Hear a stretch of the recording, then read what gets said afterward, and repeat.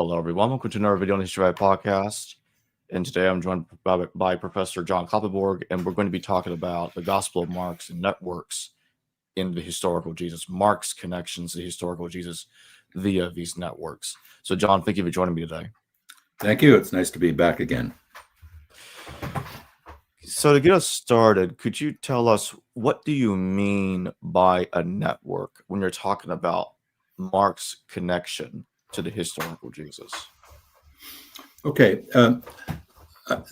My work on networks and the historical Jesus really started from two different questions that I've been working on. One of the questions is how religions, including the cult of Christ, spreads. And I think it's pretty clear, and I think people who work on this project, on this idea, understand it.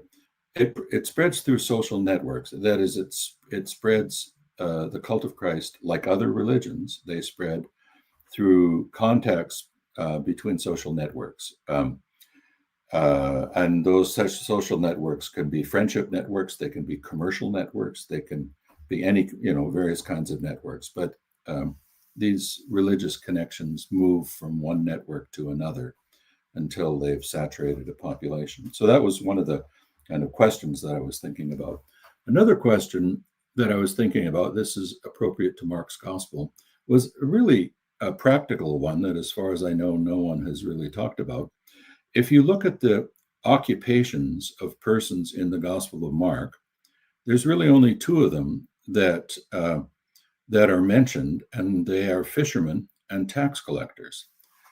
And Jesus, of course, is accused in Q of being a friend of tax collectors, and he's known from the Gospel of Mark to have associated with tax collector like Levi, and he has fishermen as friends. So I wondered, is there some kind of connection here? And what made me start thinking about this networks, fishermen and networks of tax collectors, is a couple of years that I spent digging, excavating at the top of the Kinneret at Bethsaida. But we were staying at Kibbutz Goodacre, my graduate students and me. And one of the things that Kibbutz Goodacre has is this famous Jesus boat. And a colleague from University of California at San Diego, Jerome Hall, was there doing all sorts of research on it, documenting how it was put together and so forth. So I spent a couple of days with him, listening to him talk about the boat. And as I thought about this, I started to realize that fishing itself is at the center of a pretty large set of social networks, or set of kind of commercial connections. That boat is made out of cedar. It was patched with multiple other types of wood. Now cedar is not indigenous to Israel, but it is indigenous to Lebanon to the north, which already tells us that boat had come from somebody who had either brought cedar to the shores of the Kinneret, or that the boat itself, already assembled by a boatwright, had been put together from Lebanese cedar and brought down. As Jerome looked at the boat, he was able to conclude that whoever built the boat was a professional boatwright. That is, it shows all the signs of very competent building. The patches on the boat were quite the opposite. They were amateurish patches. So when you look at the physical boat itself, you see there's several kinds of people, or several kinds of material networks that are there. The original boatwright, who was getting cedar from Lebanon, the people who were patching the boat, probably fishermen themselves, who boat starts to leak and they figure out ways to patch it. So the boat itself becomes a kind of focus of a couple of different networks. And as I thought more about it, and more about the practice of fishing, I started to realize that there are many more networks involved, and this has to do with the requirements of fishing. In the first place, fishing in the ancient world, except on the open sea, tended to be a matter of renting space on a shoreline, either a lake shoreline or a river shoreline, that allowed you to fish there, which means that there's some owner, probably in Tiberias or Sepphoris or a place like that, who owns a certain number of meters or feet of the Kinneret, which is then rented or leased to fishermen to ply their trade there. So there's another network that's involved, a kind of network of owners. Fishing itself has all sorts of needs apart from the boat itself.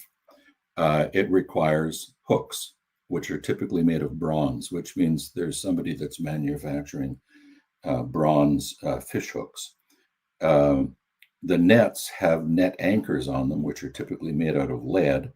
Lead is not indigenous to Israel either. It's imported from places in Asia Minor or Malta, some places in Spain, which means that you've got a shipping network that is bringing ingots of lead to Israel, and then somebody is smelting those lead ingots into these little, they look like kind of large staples that then crimp around the net. So we've got lead manufacturing, bronze manufacturing. We've got owners of the lakeshore that are renting the material. The fishermen need nets, and I presume they don't manufacture the nets. They might be repairing the nets, but I doubt it that they're manufacturing. The nets there are made of linen, because linen has the property of being invisible to fish. When linen is underwater, fish can't see the nets, so it's an ideal material to use for nets. So there's some flax growing. We know that at Bethsaida there was a lot of flax production there, probably other places too, but somebody is producing flax, weaving it into nets, selling it to the fishermen. The fishermen themselves need from time to time to repair the nets. And that's one of the things that Mark says in Mark 1 when Jesus encounters the fishermen. Some of them are in their boats mending their nets. Well, you mend the nets with what's called a net tool, which is a bronze, sort of a pike with a hook on it that you use to catch the threads, and which allows you then to tie them. So bronze is used not only for fish hooks, but for net tools. And in the excavations of some of these boats, they found both hooks and net tools there. You need anchors for boats. They typically are made of stone that has been drilled so that you can run a rope through it and anchor your boat. The rope itself is produced from the inside of flax, the stuff called tow, which is then woven into long ropes. We know that there's rope production going on in Egypt, and it's being brought down the Nile and sold. You need baskets for carrying the fish to market. You need various other kinds of things. So when you start to imagine what kind of commercial network fishing represents, there's a whole wonderful kind of picture of all of the manufacturers, the commercial networks that are actually contributing to fishing. And in an article that I did a couple of years ago, you could draw a network picture of everybody that was involved. Those are what I call upstream requirements. That is, in order to get into the boat and start catching fish, you need to have all of these connections that will bring you resources. Then there are some downstream requirements. That is, once you've caught the fish, they have to go to the market. They have to either fish sold in the markets for food consumption or fish that are then taken to a place like Tarakea or Migdal, where it looks like there was garum production. That is where fish are put into stone cut vats and added salt, and it ferments the fish. It ferments the fish and produces this fish sauce, which is called garum, which was hugely popular in the ancient world. But how do tax collectors fit into this? Well, I was working with a doctoral student from Bologna on fishing in the ancient world, and reading a lot of papyri about fishing and fish consumption and so forth in the ancient world. We came across a really, really interesting papyrus. This is from the early 2nd century. It's from the Oxyrhynchus collection. And it's the report of a person who's called an epiteretes, a kind of supervisor. And his job was to stand on the shore, in this case on the Nile, but you must assume that there were the same sorts of people on the shore of the Kinneret, whose job it was to watch the fishermen bring in their nets of fish, and to count the fish, or at least to estimate the value of the fish. This one particular papyrus that we worked on is the report of a epiteretes over several days, and it's divided into the report is divided into what he calls castes, boloi. And every day there's between 3 and 11 of them. That is where the fishermen go out, they throw their net into the water, they catch fish, they bring it back to shore. That's a bolos. And his job, as they were unloading the fish, was to look at it and say, well, this particular bolos is worth 12 drachma, and the next one is worth 4, and the next one's 22, and so forth. So then you get a kind of daily tally of the value of the fish that are being brought in. And the reason that has to be done is that I think anybody who's a fisherman knows this, especially if you're fishing in the hot summer. Once the fish has been caught, it has to be taken away pretty quickly, either put into refrigeration for us, or if you think about the ancient Mediterranean, processed pretty quickly, because if you leave it out too long, it starts to rot on you, and the fish becomes unsaleable. So the job of this epiteretes was to calculate the value for taxation purposes of each one of the boloi before someone loaded the fish into a basket and off it went, either to the market or to the garum processors at Migdal.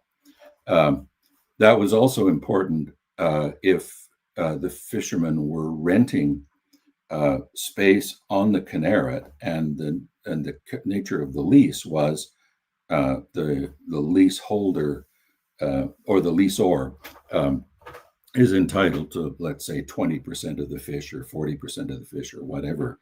So there has to be someone there watching the fishermen, both for government taxation purposes and for the leaseor's interests, paying attention to the value of the fish being brought in. And as soon as we read this papyrus, the penny drops, and we realize what is the connection between fishermen and tax collectors? Well, it's because there's a tax collector, an epiteretes, basically standing on the shore when anybody's fishing, because they are there to protect the interests both of the state that has an interest in taxing fish, and a leaseor who's got an interest in making sure that they get their 20% of the fish or whatever, and the fishermen are not catching fish and hiding it away somewhere, either to avoid taxes or to avoid paying a portion of the lease. So almost by accident, we discovered that there is this kind of interesting connection between tax collectors and fishermen, and that started to make sense of the fact that in Mark 1, there's Mark 1 and 2, there's those are exactly the first people that Jesus interacts with, fishermen and tax collectors. So that was the beginning of thinking about why those two occupations are mentioned. They're mentioned because they're actually intimately connected. Who would have thought that? And it's not until you start to look at the realities of ancient fishing that you realize there's a reason that those two names, those two occupations are there, because they belong together in the ancient world. So it's a way of thinking about what kind of social networks the Jesus movement might have had immediate access to, because Jesus and his colleagues had created connections with these two groups, and then from those two groups, then you got access to any number of other networks, bronze makers,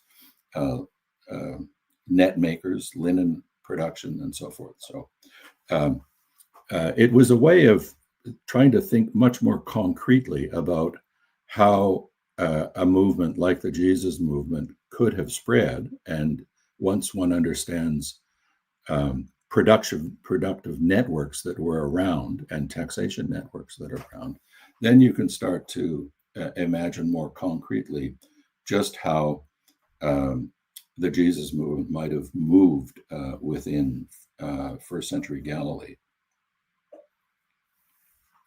I just want to tell everybody real quick that this conversation is based on John's contribution to the Next Quest for the Historical Jesus. I have the link to purchase it down in the description below, and also in the pinned comment. Now, John, could you tell the audience, before we go back to your article, your contribution, what the Next Quest is about? What is the goal for the Next Quest for the Historical Jesus? Well, this was the project was put together by Chris Keith and James Crosley, and they've been long time contributors to the various quests of the historical Jesus, but they had the intuition that there is a lot more research that's happened since those 2 or 3 quests have happened into things exactly like the material conditions in Roman Galilee and other kinds of insights that might be mobilized when we want to ask questions about the historical Jesus. So that was the whole point of this Next Quest. It was in a way, it's a kind of experimental book that it lists. They recruited people who do whose work is not specifically focused on the historical Jesus, but whose work might turn out to be of interest for a kind of next quest on the historical Jesus. So how many networks do you think were there connected to between the Jesus movement and the Gospel of Mark? Well, probably many. I mean, if you think about our world, how many networks am I connected with, or how many networks are you connected with? I mean, you're probably connected with professional blogging networks. I mean, I know that you know a number of the people who run similar kind of blogs, but you undoubtedly have family connected networks, other networks related to your university and school experience. The same thing with me. I've got a network that's connected to my department. I've got a music network because I've got, at least I used to do something in music, and I'm still interested in it. I've got an artistic network because I've got friends who are artists. I went to school with a number of lawyers, so I've got, and one of my sons is now a lawyer. So there's all sorts of fingers, as it were, for me that reach out to various groups, and many of these groups, they don't know each other, but I'm the center of my network that has all of these multiple connections. So if one thinks about the early Jesus movement, at least to the extent that Jesus is connected to fishermen and to tax collectors, there's immediately access to quite a large number of other producers connected with the fishing industry, net makers, flax production, and so forth, manufacturer of bronze, manufacture of lead, and things like this, and then the downstream networks, tax collection, the donkey drivers who take the fish and move it to the market, the networks that are connected with garum production, and so forth. So I've never counted, created a kind of imaginary count of how many networks there are. But if we just think of our own experience, how many networks are you connected with? Probably a couple of dozen, maybe even more. And some people are even better connected. So when we think of the ancient world as when we think of our own world, I think we should, it's helpful to think about all of these multiple connections, that each person is the center of a network that reaches out in all sorts of ways. And if the Jesus network is similarly well connected, that starts to account for how it can move, how it can diffuse in the ancient world. Paul also has a complicated network. Dennis Dooling at forget the name of the university he's at. He's done a lot of work on Paul's Mediterranean networks, working out a kind of picture of everybody that Paul is connected to and the people who are connected to those people. So when we think about the spread of any kind of religious movement, that's at least one helpful model for thinking why they're successful, why they can move as they do. And it also helps us think about why some religious movements actually fail, because there's network collapse. So one of the things that happens, let's say in the 5th century of the Common Era with Mithraism, which runs on both military networks and a kind of administrative network called the Portorium, and you see especially a lot of Mithraea along the Rhine-Danube frontier. That's where the camps are. As that starts to collapse, as the military networks start to collapse, Mithraism also collapses with it, because for Mithraism to have resilience, there has to be a network there that is supporting it. And as the network collapses, then Mithraea starts simply going out of use. So we can think, of networks both as a partial explanation of why certain movements spread well, and why certain movements don't spread. If the network that supports them collapses, then that is pretty much the end of the religious cult. If it's fine with you, I'd like to pull up an image of figure 14.1, to which when you show the fisherman and it's connected to its networks. Try to visualize for the audience. Here we are. Yeah. Let's see. I'm looking at mine. I got it up on the screen. Okay. I just lost my connection to you. Where are you here? Not there.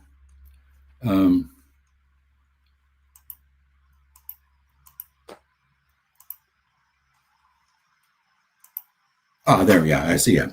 Okay. So this is what we call a network visualization. We're kind of drawing a picture of the networks that support fishing in the Galilee, and you can see that it already involves many different producers. So the top half of the of the picture are the people that I would call the upstream contributors to the network. That is, the various producers that supply things that fishermen need. So right at sort of 11 o'clock, you have the leaseors, that is, the agents who own the rights over a certain bit of a certain number of feet of the Kinneret, and lease that space to a fisherman to use on the basis either of a fixed rent, a certain number of drachma or denarii per year, or on the basis of a share of the produce, 10% or 20% or 30% of the fish that are caught. Then as you sort of move around, at 12 o'clock, we've got flax production, which is required. You need to produce flax so that you can produce nets. So you've got flax producers and you've got net weavers that are making the nets. You've got basket suppliers as well, and hemp production. That's what the ropes are made out of. So hemp production and rope makers. There's timber suppliers that are supplying, let's say, the cedar, which comes from Lebanon. So there's some transportation involved as well. Shipwrights, either in Lebanon or on the shore of the Galilee, who know how to build a boat. And as I said, in Jerome Hall's estimation, that Kinneret boat was made by competent professional shipwrights. Then we've got about 2 o'clock or 3 o'clock, we've got those who import lead from Malta or from Asia Minor, those who cast lead into net weights, stonemasons who take stones and drill holes so that you can make an anchor. And over, say, it's 10 o'clock and 11 o'clock, you've got net tool makers, bronze casting, hook makers, and so forth. So these are all the people that I would call upstream requirements, upstream producers. They're producing things that the fishermen in the middle actually need in order to catch fish. And then there's downstream agents. That is, once you've caught the fish, what do you do with them? Well, there has to be a transportation network that takes the fish from Kfar Nahum, Capernaum, where these fishermen are located, to local markets, maybe a market in Capernaum, but maybe also to garum producers at Migdal. It's not that many kilometers away, but you still need somebody probably with donkeys to move the catch either to town or to Migdal, where it's going to be turned into garum. There's fish merchants involved. There's garum producers, salting and pickling.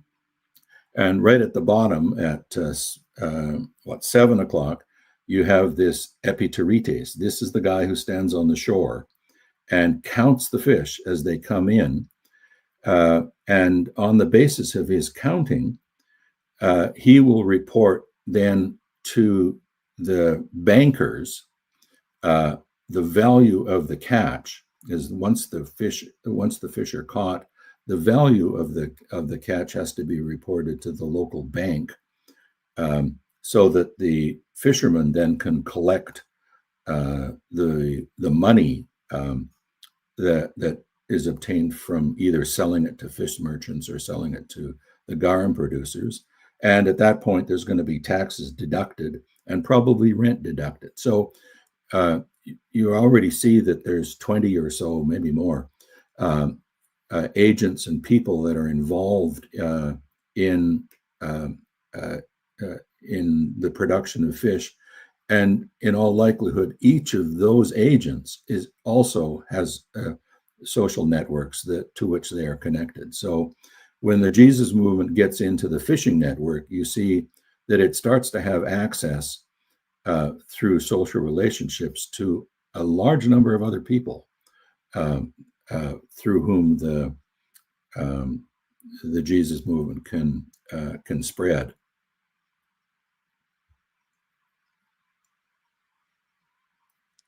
And when you look at this from the lens of Mark and priority, Mark imagined and positioned as the first of the four canonical gospels, how does one envision the network of Jesus in conversation with Mark and priority?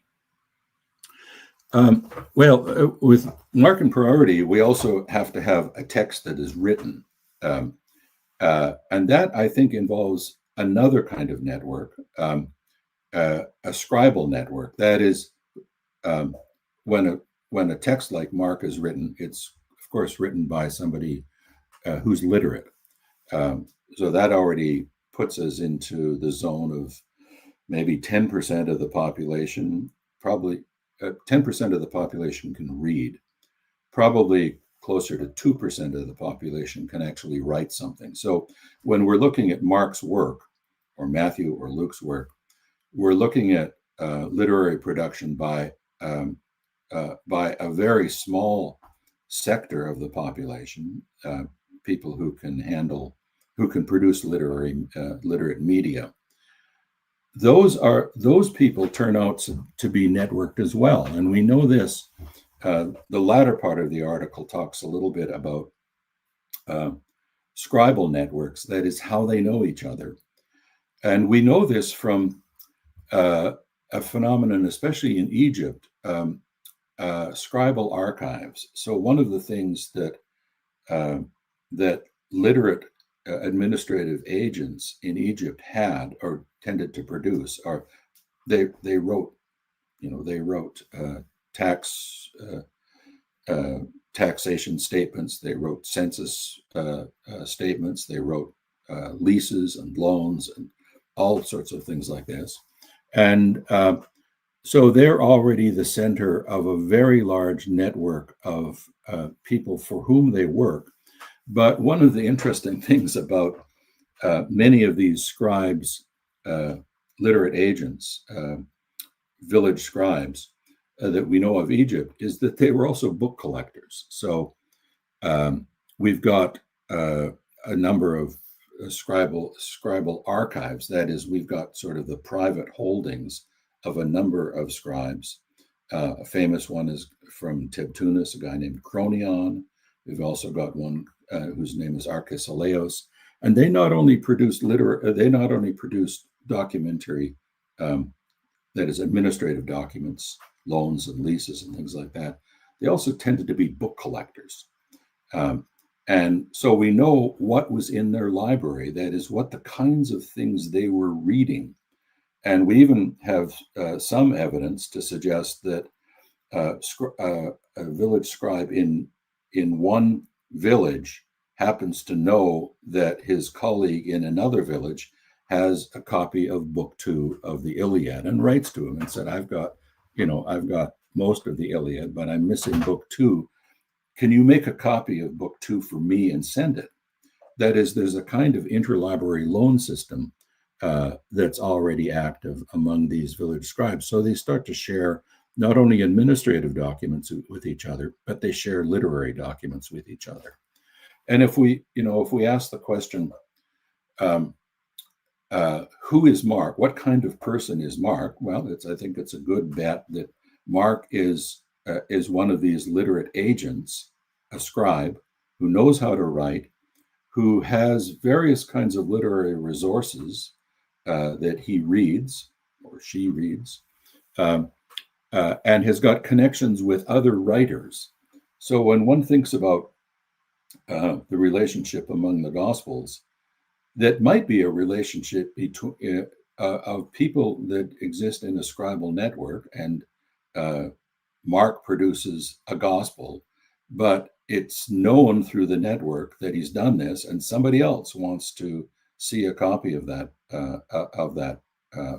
work.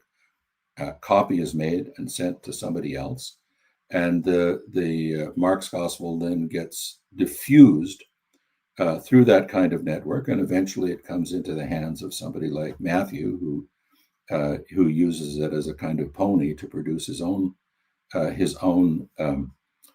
version of a gospel. But Matthew has other kinds of network connections. So Matthew can draw on materials that say pertain to the birth of Jesus. That presumably he's got not from Mark, because Mark doesn't have that, but he's got it from somewhere else. And he's got extra appearance stories. He's got extra parables that he can add to his gospel. So one might think of the production of the gospels in human terms as a complicated network of literary agents, let's call them scribes, who themselves have connections to one another, just as these various local scribes in Egypt appear to have had connections with their peers in other towns and other villages. So that's not going to establish the issue of Markan priority versus Lucan or Matthean priority, but it does at least help us to think a bit more concretely about how Mark's gospel might have got to somebody like Matthew or somebody like Luke. So we got a few super chat questions. Daniel Okay. Cowell, thank you for your super chat. What do we know about the Jewish fishermen tax collectors? Were they more Hellenistic? Did they have memberships in certain clubs or groups? Oh, that is really a great question. We know the name of one of the tax collectors, and that's Levi. That's a good Jewish name. I don't think we should imagine that all of the tax collectors in Roman Palestine were either Romans or Greeks that are imposed upon the indigenous Jewish culture. We've got at least one person whose name is Levi, and Luke reports another one whose name is Zacchaeus, another very good Semitic name. That's not all that surprising, because when we look at tax collection in Egypt, and we've got lots and lots of evidence of that, although at the highest level of the Roman fiscus, you have Roman citizens that are managing it, but at the village level, at the local level, the tax collectors are all locals. They're locals who have been deputed, or sometimes through a process called liturgical appointment. That is, people who had already locals who had a certain level of wealth could actually be required by the Roman administration to be a tax collector of a particular village. This is called a liturgy. And I think, as I say, we don't know the name of any other tax collectors in the gospel material except for Levi and Zacchaeus. And both of them, I think, unsurprisingly, have Jewish names. And that's completely consistent with what we see in Egypt as well, where the village tax collectors are all villagers.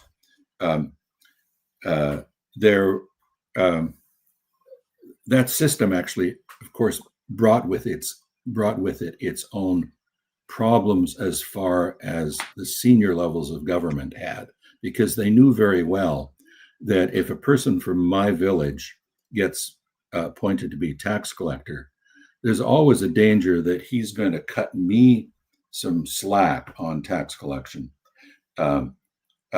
because he's got social obligations, moral and social obligations to me as I belong to the same family, or I'm his cousin or something like that. So, the Roman government knew very well that this was possible, and sometimes said that you can be a tax collector, but you can't be a tax collector in your village, because they want to kind of break the social connection between the tax collector and the village from which the tax collector comes. But the point is that most of them are locals. You can probably imagine that also generated a certain bit of tension, where a Jewish tax collector is collecting taxes for Romans or for Herod from other Jews in either his village or in a next door neighbor village. That's likely to have created some tensions, but that's the way the system worked. And so, as I say, it's not a matter of imposing Greek tax collectors on a Jewish population. The system mobilized the local population and made some of them, deputed some of them to be tax collectors. So that was a really important question. I'm glad you brought it up, because it changes the way in which we might think about the extraction of taxes from local groups. Daniel Kyle, thank you for your super chat. Would the fishermen know or be part of the Poseidon Club? Do we have any writings from other Jewish fishermen? As far as I know, we don't have writings from any other Jewish fishermen. Oh, there was actually a second part of that question. Did tax collectors belong to clubs, or were there fishermen's clubs?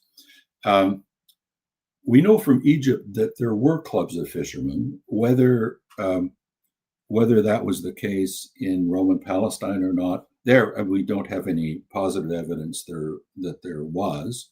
We've only got analogous evidence from other locations that there were fishermen that grouped together into a club.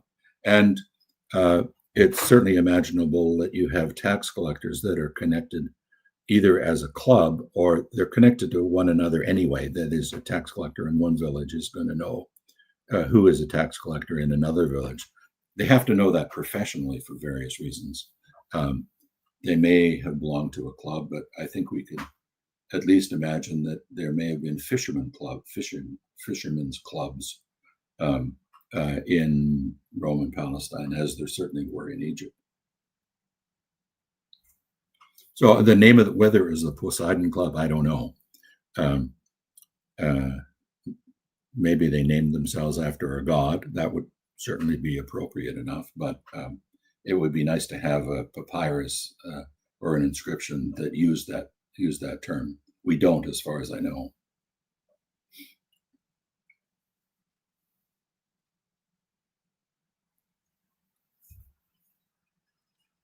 Daniel Kyle, thank you for your super chat. Do you think that the hemp rope makers indicate that cannabis was used in medical and spiritual purposes by those in the fisherman network? Good question. I don't know, and I don't know of anyone who's made that argument. To tell you the truth, I actually don't know whether the hemp that was used for rope production was the same kind of hemp that is now used, that produces THC. That's a biochemical question that I just don't have any competence to answer. It is true that there were some substances that had psychotropic effects. A mold that grows on barley. Certain mushrooms can produce psychotropic effects. That's not an area of research that I know very much about, but I know that my colleague in Kingston, Richard Askoff, has done some thinking about psychedelic or hallucinogenic effects, consumption of hallucinogenic substances in antiquity. That's beyond my income level.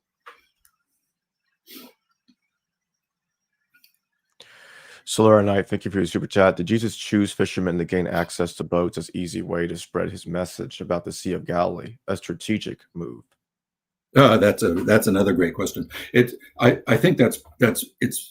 I don't know whether we can ever know that was Jesus' intention, but if you think about the Gospel of Mark, there is a lot of boat trips in the Gospel of Mark across the Kinneret. Because fishing was seasonal, occurring largely in the summer and the fall, it also meant that if you had a boat, you probably had to do something with that boat during the other months of the year. And I think it's very likely that fishermen's boats were used as water taxis at points where, at times in the season where they're not really being used for fishing. If we do know something about the renting or the leasing of boats, and they're leased year to year, not season to season. So if you happen to be a fisherman and you need to lease a boat for fishing in the summer and in the fall, you're still paying rent on it in the winter and in the spring. And I think it only stands to reason that at that point, you're going to want that resource to also generate some income. And that might account for we've got a number of stories of Jesus crossing the Kinneret, including one of the crosses during the winter. That's when you get the storm on the sea. The Kinneret gets quite difficult to navigate at that point.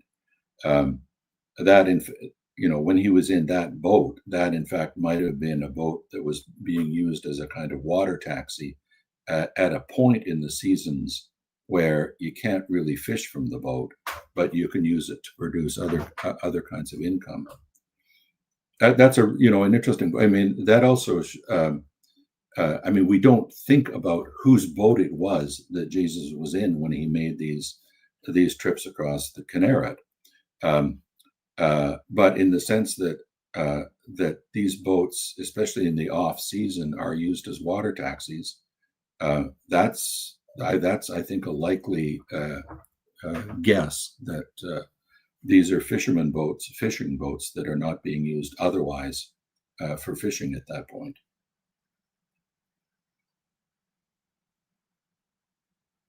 Daniel Kyle, thank you for your super chat. Do you think that an early version of Mark represents an Ebionized version of a human Messiah achieving apotheosis, transfiguration? Whether it's a version of an Ebionite gospel or it's a gospel that would have appealed to Ebionites, that's a bit harder to say. But I think it's certainly the case that the construction of Mark's gospel would have appealed to Ebionites because, for one thing, it looks like it supports an adoptionist Christology. That is, the point at which Jesus becomes Son of God is the point at which the Holy Spirit enters into him at the baptism, and it leaves at the point of crucifixion. Now, that Mark would have been congenial to an Ebionite reading is, I think, clear enough. Whether it was created for that purpose is a different issue. I personally don't think that Christological thinking had evolved to that state by the time at which Mark was produced. But by the second century, Mark's gospel certainly would have worked with an Ebionite Christology. And probably certainly much better than John's gospel would ever have worked with it, and even I think better than what Matthew would have been able to do with it.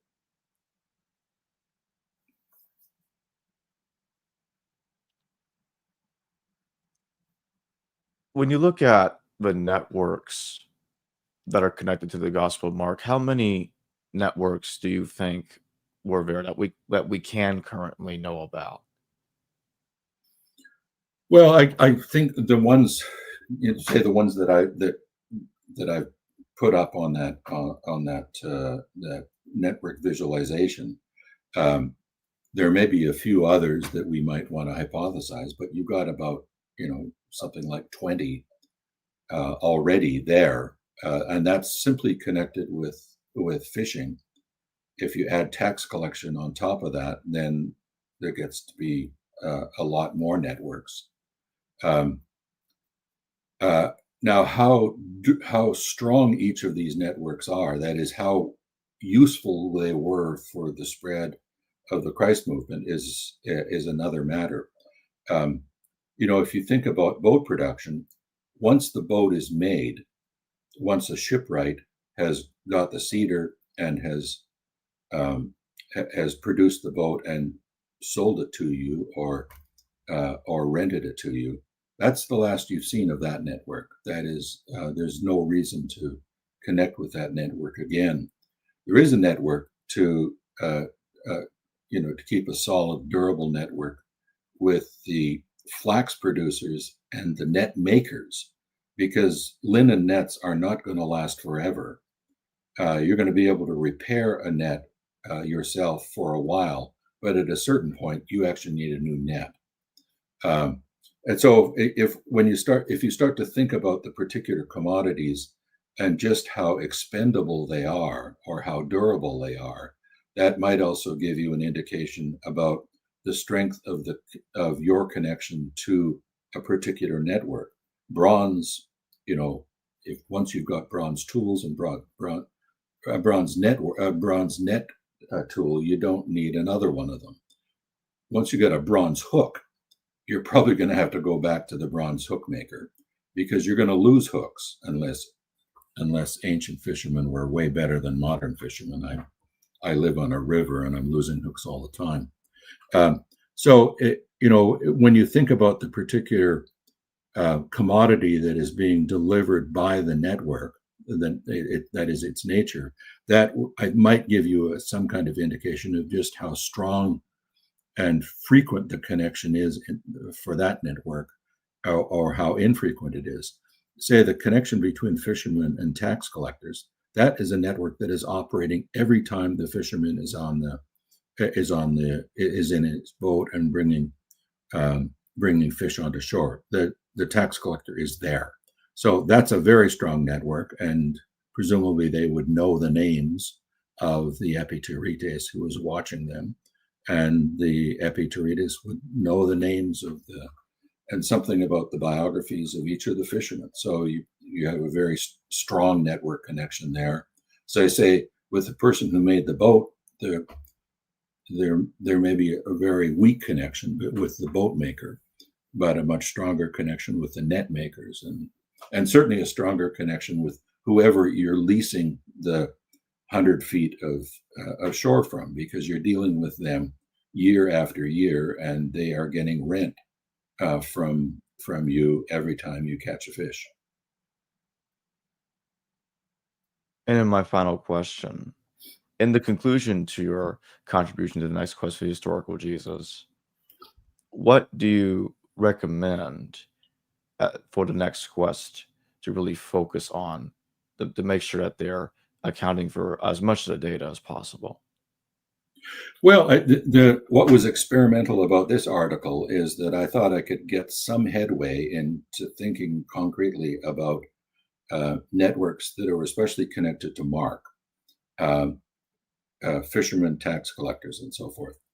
Now, that's a project I think that you could do, that you could then extend to the other Gospels. You can certainly extend it to Paul, and think about the kinds of social connections that Paul had. But even the things that Luke knows, or the things that Matthew knows, and that becomes, I think, becomes important when you're trying to think concretely about the productions of each of these Gospels, and what the author knows and to whom the author is connected.